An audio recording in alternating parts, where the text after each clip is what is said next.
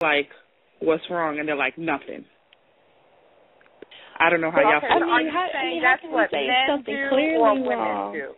Yeah, when something is clearly wrong, it's not like you're just saying, hey, what are you thinking about? But something is wrong, and they say nothing. And then not only that, but when you give them a solution to their problem, they don't do anything about it.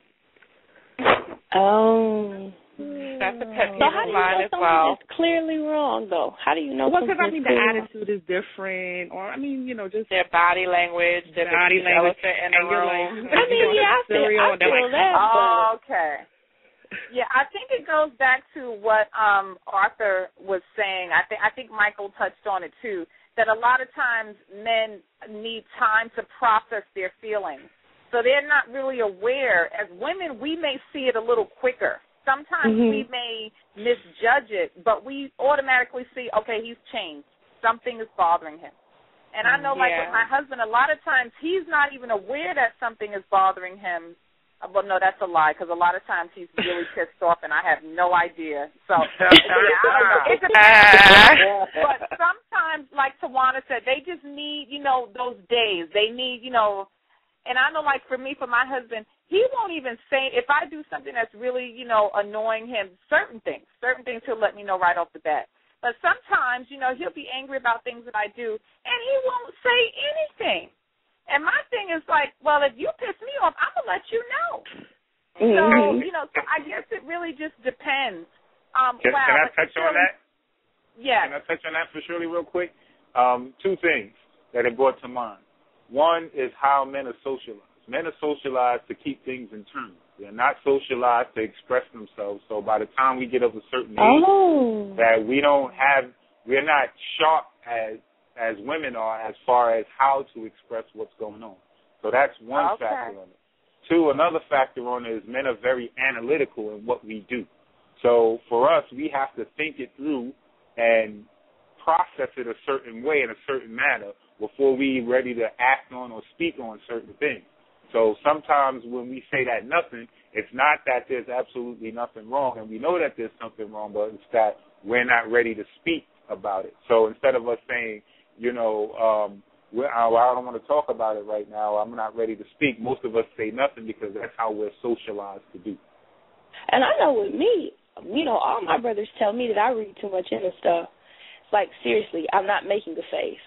No, seriously, I'm acting completely the same. And they're like, when you get married, your husband's going to hate that because you're always trying to read somebody and nothing is wrong. So that's why I say can't tell when something's wrong.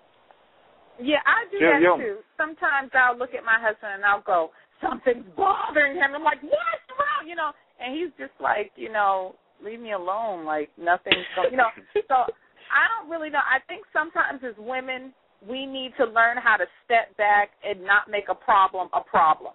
Like whatever it is that's going on with that. Yeah, it's hard for all of us women because, you know, we're just socialized that, like, you know, the minute the vibe changes, the minute we notice a nuance that is slightly different, we're like, what's wrong? You know, oh my God, Nella.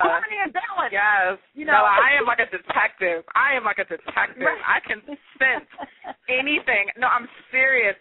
I was called a detective in my life, like, because I can sense, like, oh my God, I'm like, something's wrong. I'm like, something definitely happened. Looking like for the clue. I know it. I'm like, something's on. You need to just come on clean with it. Something. You either contemplating something, like something, I see the wheels turning in your head, brother, like. I'm like, you walking there like something going on. Yeah, that's that lawyer coming out of you, Tawana. That's that lawyer coming out of you. That's what that right. is. That's right. A lot of times it's just us thinking, how should we put? A lot of times it's just us thinking, should I put mayonnaise on my sandwich? I know. You know what, Mike, and I try to tell myself that because I don't think it's necessarily bad things. I just know that there is a change going on. You either change it from mustard to mayonnaise or... Yeah, we need to learn a lot of the times. We're so preoccupied with, you know, the state of our relationship. We're so preoccupied with people. And a lot of times we need to learn how to be a little bit more secure. And sometimes we need to learn how to be aloof. We as women, we're not very good at being aloof.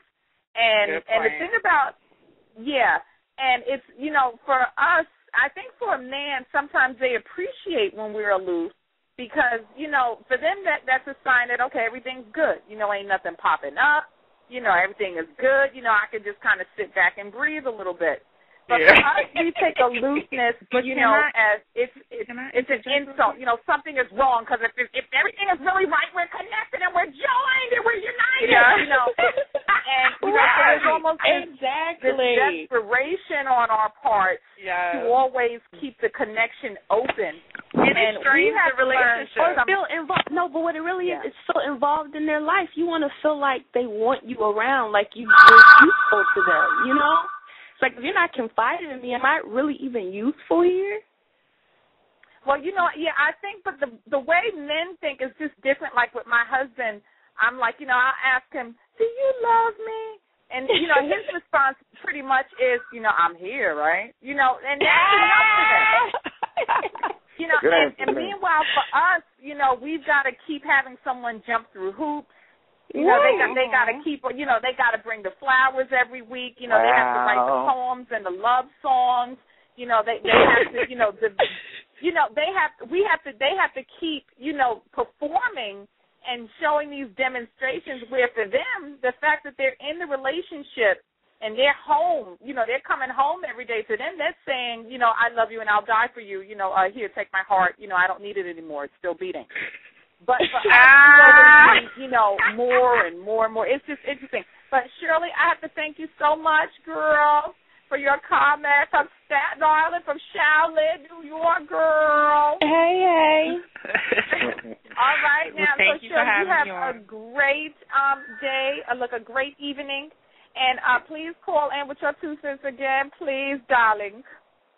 Can I throw a pet peeve out there? Come on, Brother Absolutely. Mike. Come on. All right, so here's a pet peeve.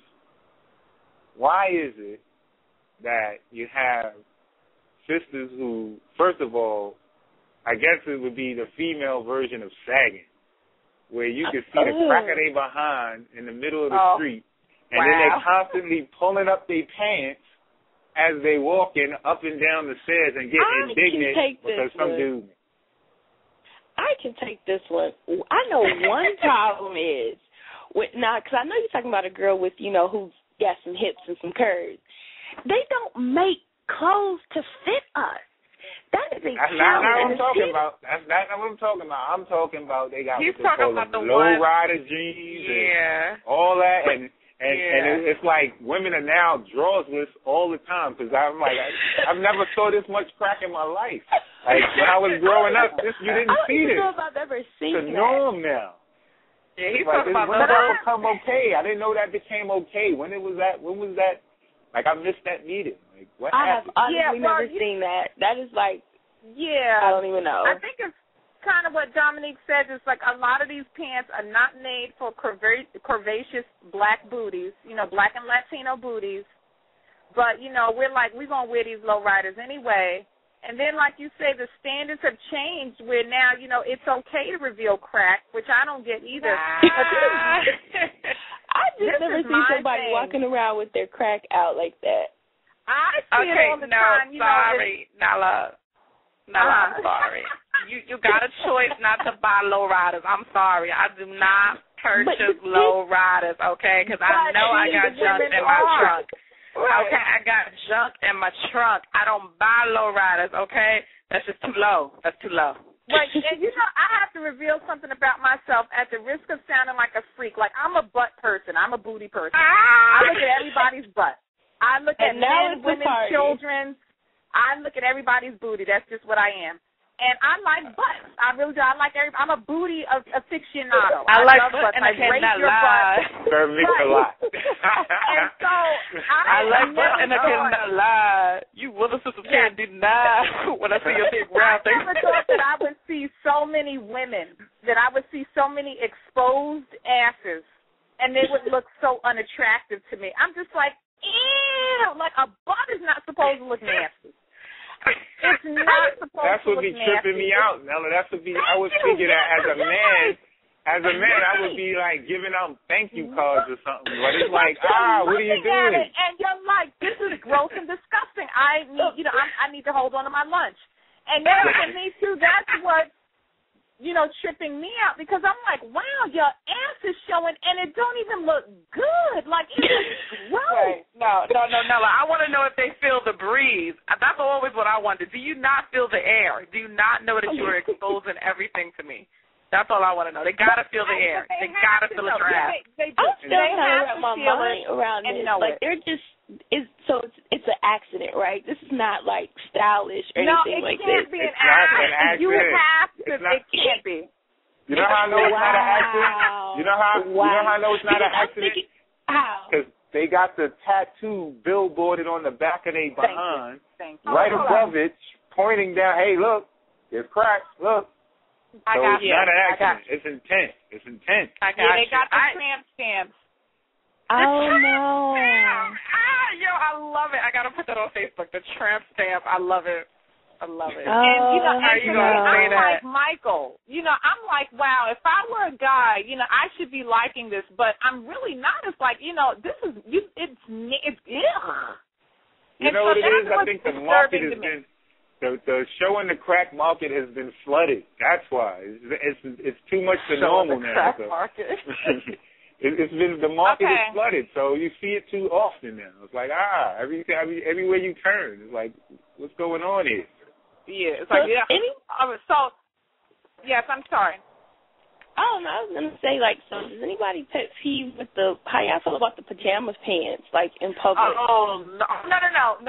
Hold up. What about, I don't know if y'all do this in Ohio, but up here the girls are wearing shower caps when it rains. No. Shower caps on their head. No, I can't. I can't.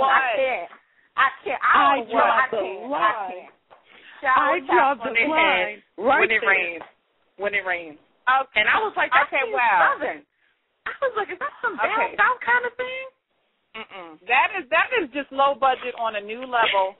But, I've been seeing the decline, for many years. I'm a little bit older than y'all, and for about 15 years, I've been looking at society shaking my head. The pajama thing is another one, too, though, Dominic. You are right. Yeah. That pajama thing is sick, man. Because it's in public, though. I'm talking about, like... Oh. Yes, I'm sorry, Dominique, go ahead, and then we're going to wrap up the pet peeves with everyone's last thought. No, I was just saying with Tawana, I agree. I mean, I see them in K&G, in Walmart. Like, this is not just a corner store at the end, so it's getting ridiculous. Okay, we may need to do a future show asking the ladies to step it up. And I don't have a problem with that because, look, I'm a lady. And when I go out in public, I have to look like a lady. So, interesting. Wow. So we're going to wrap it up. We're going to have some last thoughts on pet peeves of the opposite sex. Is this something that we will ever truly get over or understand? What is the future for male-female relationships as pet peeves go? We haven't heard from the good Very Rev in a minute, Pastor Arthur. All right, my final pet peeve is this. When communicating, women, this is not Columbo's show, meaning that when we communicate, we talk. This is not an interrogation, so let's talk and communicate. Don't interrogate me because you get hostile witnesses when you interrogate. But if you communicate, it reverberates with harmony. Yikes. Wow. You know what, Arthur? You have been dropping some jewels tonight, and you've given me food for thought.